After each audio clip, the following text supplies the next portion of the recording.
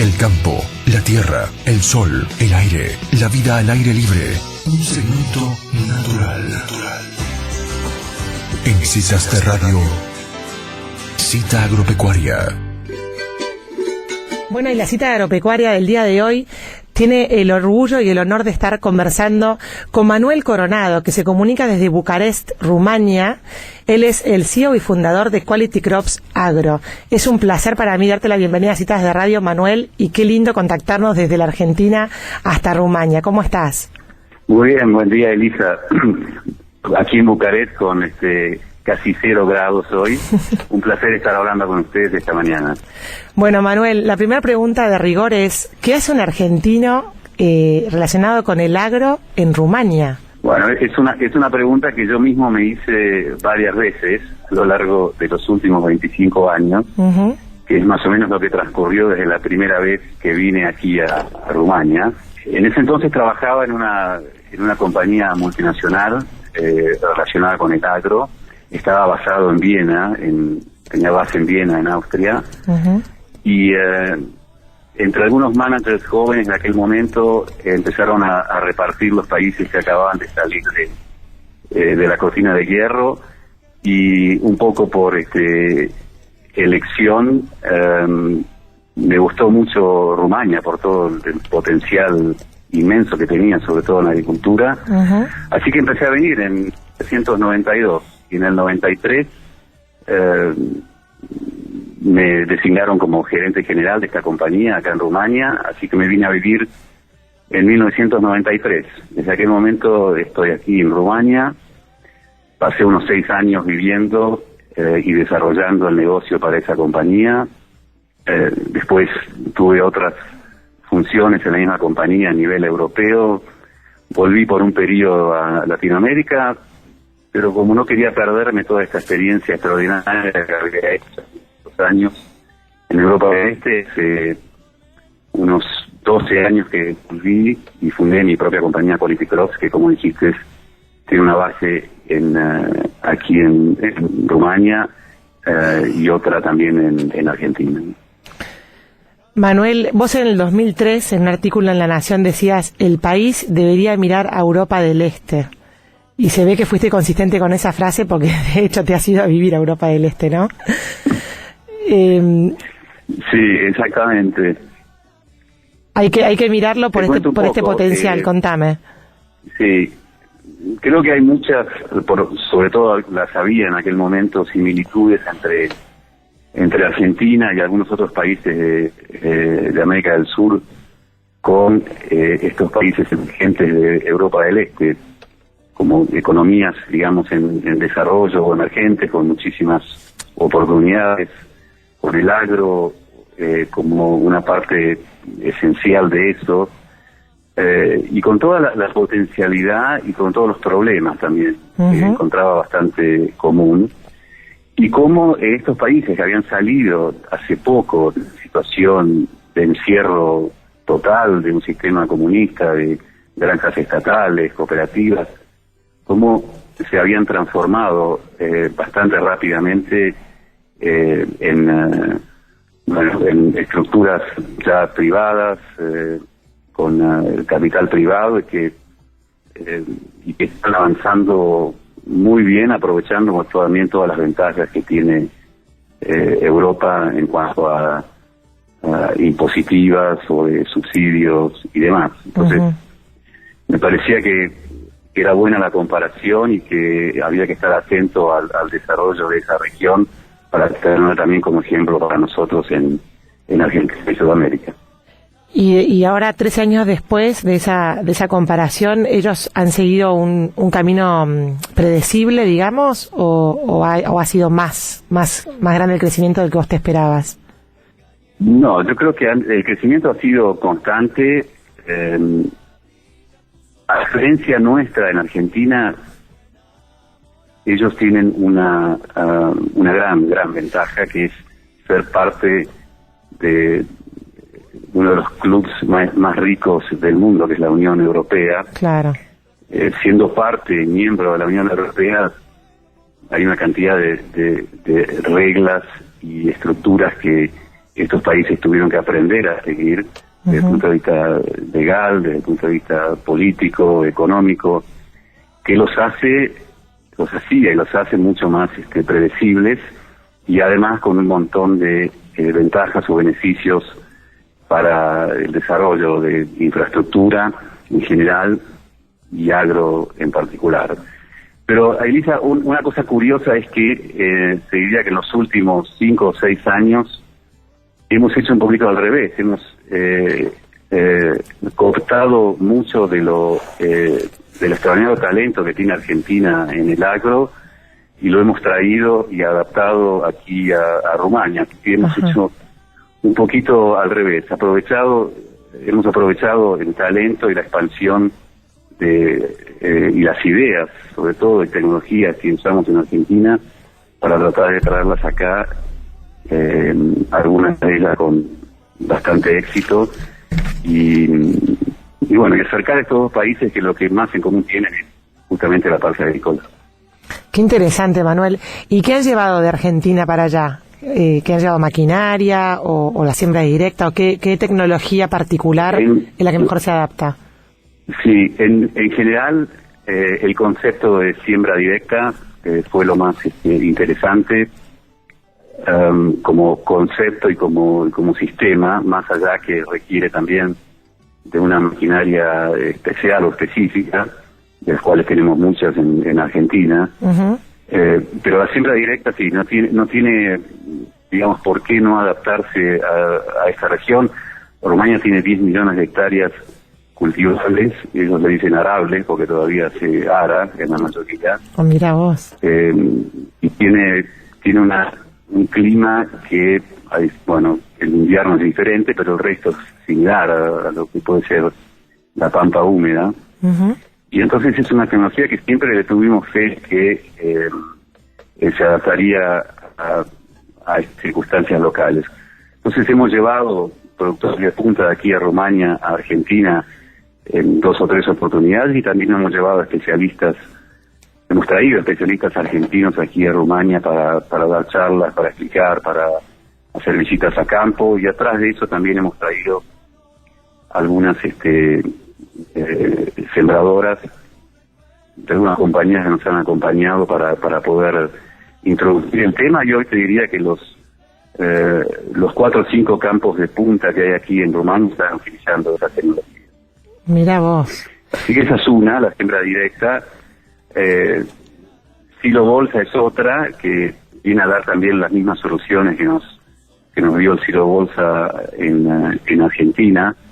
Hay un déficit de almacenaje de granos bastante grande en cuanto a infraestructura de silos, así que también es una tecnología importante y que tiene cierto éxito nuevamente, sobre todo entre productores de punta. Y la otra está relacionada con tecnología del cultivo de soja. La soja convencional en este sentido, en este aspecto, porque no hay soja modificada genética aprobada en la Unión Europea. Pero hay mucho en cuanto a tecnología. Esto me refiero a fechas de siembra, distancia en tiberas, herbicidas, etcétera, etcétera. La tecnología anterior son a eso. Estos 3 aspectos con los cuales... Sí, discúlpame. No, digo que hay mucha tecnología para hacer, digamos, todavía anterior a la modificación genética de la semilla. Por supuesto, en cuanto a tecnología del cultivo en sí misma, más allá que sea un organismo modificado genético o no, que aquí no hay y no se prevé que haya en el futuro cercano, hay mucho que mejorar también en ese sentido. Manuel, y para alguien que no está familiarizado, digamos, con el impacto de lo que era el comunismo propiamente en el tema agrícola, ¿cómo le describirías, digamos, brevemente cuáles eran las características principales de un sistema comunista agrícola? Para poder dimensionar el impacto de este cambio, ¿no? Sí. Bueno, Rumania en particular fue un país que fue de los más cerrados de Europa del Este. Aquí tuvieron un dictador que se llamaba Ceausescu, algunos lo deben recordar, y era por lejos el país más cerrado en todo de los países de Europa del Este. La estructura de los campos, digamos, era muy similar entre todos estos países. Había granjas estatales muy grandes, de superficie de 5, 10.000, hasta 50.000 hectáreas, y después cooperativas que también eran estatales, con campos de superficies, digamos, entre 1.000 y 10.000 hectáreas. Ujú. Así que toda la tierra era del Estado, había sido privada hasta después de la Segunda Guerra Mundial, pero eso fue estatizado cuando, digamos, se adoptó o se impuso el comunismo en esta región. Ujú. Y así se desarrollaron, te diría que bastante bien en cuanto a la parte académica. Hay muchas cosas que han sido brillantes en esta zona. Ujú. Lo que ha pasado es que inmediatamente después de la apertura de esos países, lo primero que hace el primer gobierno, digamos, democrático después del comunismo, es entregar la tierra a los descendientes de los dueños originales. Ah, mirá vos. Quedan pocos vivos ya, así que eran descendientes, pero han pulverizado, digamos, esa estructura de campos de 1.000, 5.000, 10.000 hectáreas organizados de esa forma, a repartir 2 hectáreas a uno, 5 hectáreas a otro, media hectárea a otro. Entonces, de repente había 5 millones, y ese es el número más o menos, de nuevos propietarios, descendientes de los viejos propietarios, con, no sé, 1 o 2 hectáreas cada uno. Claro, qué bárbaro. Y tuvieron que empezar casi de cero a decir, bueno, ¿y ahora qué hacemos? Porque éramos parte de un sistema que se destruyó de la noche a la mañana. Eso fue un error, sin pensar en cómo construir el siguiente, que se fue construyendo por necesidad y digamos, privadamente. Los que eran antes cooperativas de Estado, algunas permanecieron los mismos integrantes unidos, pero ahora en forma privada, así que una especie de cooperativa privada. Ujú. Muchas de estas 10 millones de hectáreas que te decía, prácticamente la mitad, 5 millones, todavía siguen en manos de estos individuos con 1, 2, 3 hectáreas. Ah. El resto ya está organizado en campos relativamente grandes, ¿no? 500, 1.000, 2.000 hectáreas, algunos más grandes también, ya privados, ¿no? Ya no estatales. Pero la mitad de la tierra sigue en manos de estos privados pequeños. Qué bárbaro, muy atomizado. Exacto, así que sí, conviven acá, digamos, lo último de la tecnología que usan los campos más grandes, que tienen más recursos, realmente con lo último que se ve en Estados Unidos o en Europa Occidental o en Argentina, lo tienen estas empresas, con una agricultura de subsistencia de estos propietarios que prácticamente digamos, lo siembran a mano, o ves todavía un arado tirado por caballos, así que, digamos, si salís un día a dar una vuelta por el interior de Rumania, te vas a encontrar con los dos mundos, uno que parece que fuera de hace 100 años y otro totalmente modernizado. Naturalmente, esos individuos que todavía tienen 2, 3 hectáreas van a ir vendiendo y se va a ir la tierra consolidando en un proceso que todavía va a durar unos años más. Claro. Hola Manuel, mi nombre es Ángeles. Hola, ¿cómo estás? Bueno, recién lo escuchaba hablar, yo tuve la oportunidad de trabajar en Uzbekistán y es muy parecido a lo que usted está contando. Yo trabajaba con cerezas en esa época y bueno, me transporta por un tiempo a esa época de esos campos chiquitos como quintas. Y le quería preguntar cómo es la experiencia de trabajar con ellos, cómo es la forma de trabajar, si trabajan en equipo o cómo fue, ¿no? El idioma, traer todas estas cosas nuevas, cómo es recibido por la gente allá, cómo se organizan. Bueno, mirá, desde el punto de vista de mi experiencia personal, tuve la suerte de mis primeros años aquí de estar trabajando para una compañía multinacional con todos los recursos que eso te da.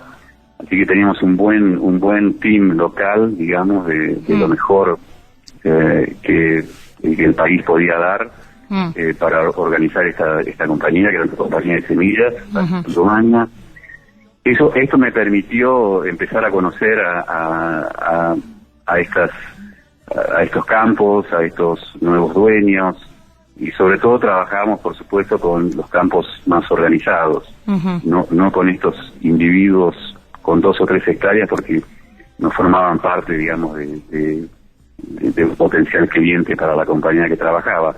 Y así fui conociendo la gente, así fui conociendo técnicos, así fui conociendo también la parte oficial, digamos, que fue todo lo que después aproveché de alguna manera para, cuando empecé, fundé mi propia compañía, para dedicarme más o menos a lo mismo que hacía antes en la multinacional, que es el negocio de semillas aquí. El idioma no es tan difícil, es un idioma latino.